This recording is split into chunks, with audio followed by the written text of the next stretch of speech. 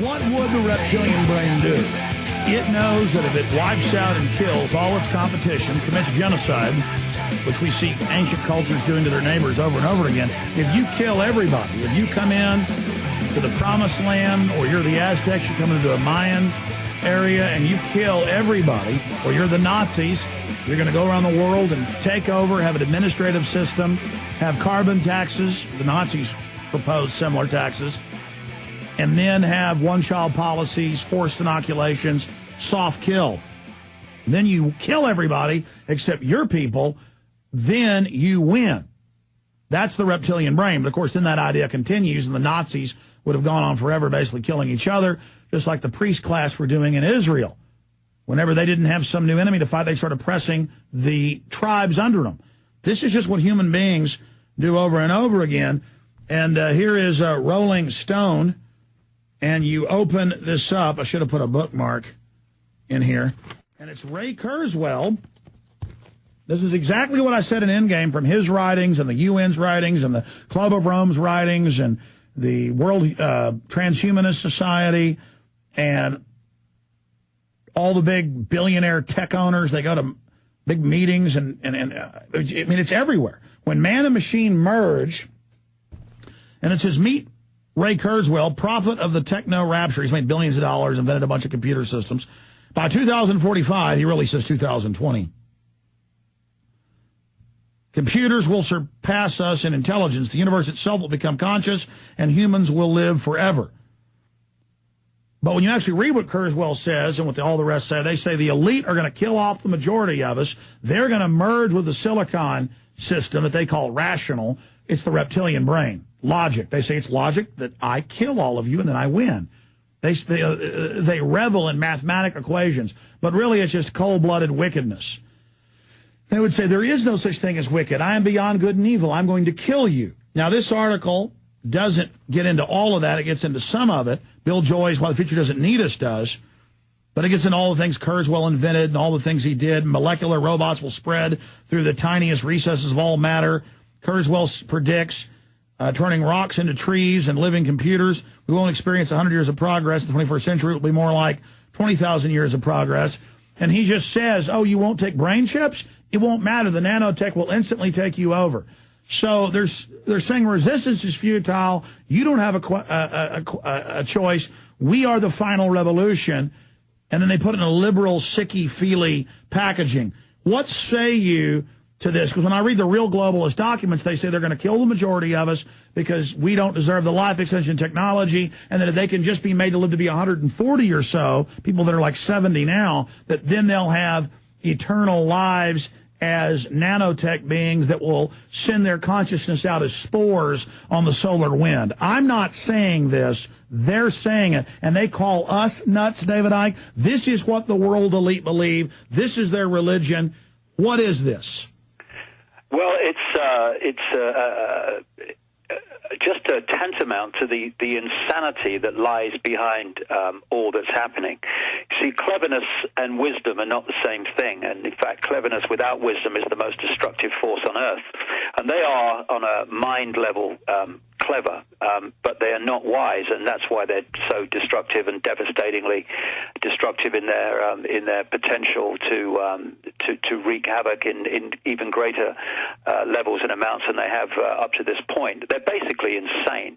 They do not have the ability to connect through empathy, through consciousness, through any form of what we would call human connection, and therefore, they are, and I know people have laughed and dismissed it in the past, and good luck to them. But there is a reason why these people understand fundamentally how to manipulate the reptilian brain of humans, and that's because they are reptilian, and they are the epitome of every trait that we talked about today in the reptilian brain, and one of them is that it is stupid and it does not learn from experience, and it is hell bent on taking this to the sort of levels you're talking about. But we and they've been working towards this for a long time. I mean, I've been talking about this nanotechnology, which are beyond microchips. You see, because the body is a biological computer, you can access it through technological means. This is what this whole thing about the computer-brain interface is, where they're talking about putting a chip in the brain and then you can work your computer without using your hands. That's all because they're actually connecting two computers, one more fantastic than the other, yes, but two computers. And so this nanotechnology takes on a completely new light when you realize that, because its ability to influence the body computer is fantastic, and that's the real level that they're operating on, the nano level. All right, long segment coming up. Take phone calls. 30 minutes left with David Icke, davidicke.com. And David, tell them about your speaking engagements when we get back. Okay, folks, stay with us. We'll be right back. Do you understand how dark it is? How far down the line we are? How late it is? Briefly getting back into this Ray Kurzweil stuff. I know you've read what the futurists and the transhumanists and the eugenicists say, and you're right. They just say, well, we're scientific, and we say that you have no right to the future, and we're going to get rid of you.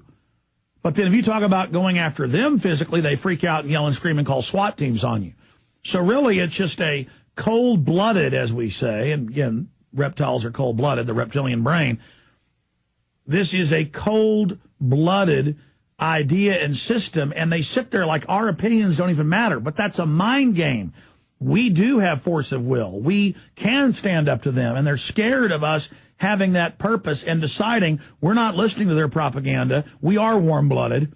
We do have red blood, and we're marching against their tyranny, whatever the cost, because humanity's future depends on it not being captured by a group of predatory Homo sapiens sapiens who are acting like vampires.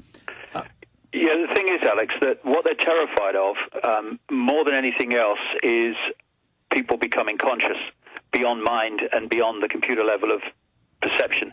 You can see in their own writings how they use phrases like, in my words, they're terrified of mavericks. Mavericks are people that could bring the whole thing down. And what are mavericks? Mavericks are people who are not programmed, who are not following circular ritual behavior and responses and reactions, but are actually conscious enough to act in ways that are different to the norm, ways that you can't call.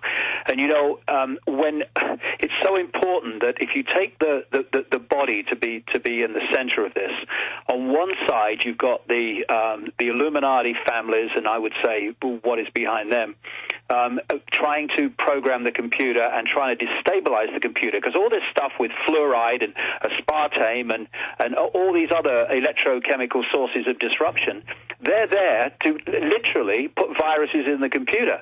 And when you put viruses in your laptop computer, what happens? It stops working properly. It stops thinking straight. It stops operating to full potential. That's the idea. But when consciousness enters the body, it can overpower those programs, and it can overpower those effects on the body. I remember a story that illustrates what I'm talking about, when there was one of these Eastern mystic guys who was being used as part of an LSD experiment, when they were experimenting in the 60s with LSD, and some professor was over trying to see the effect on people. And he gave this guy a dose of LSD, which should have blown his mind. Nothing happened. The guy smiled at him. He then doubled the dose eventually, and the guy still smiled at him, and there was no effects of the LSD on this guy whatsoever. Why? Because the guy was conscious, and through consciousness had overpowered the effect of the drug. And that's just an illustration of how, when we're conscious, we can overpower all these attacks on the body, and we can see through from a consciousness point of view, blatant means of manipulation. And that's what these guys are terrified of. And I mean terrified, because when humanity becomes conscious, their game is over. It's like we talked about last time in the movie with the grasshoppers, where he said about the ants, if they work out that there's loads of them and a few of us, there goes our way of life. When we become conscious, there goes our way of life. And that's why they have worked so constantly and incessantly through electrochemical means, through programming, through words and other means, through religious belief, extremism and dogma, to hold us in body consciousness. And That's what they're terrified of us breaking out of, and we're doing it, and that's why they're in a panic. And David, I mean, just to simplify it, by poisoning the higher brain, the higher levels, which is a physiological fact, as people get poisoned and toxified more and more, they revert to the lower animal, reptile, saltwater crocodile brain.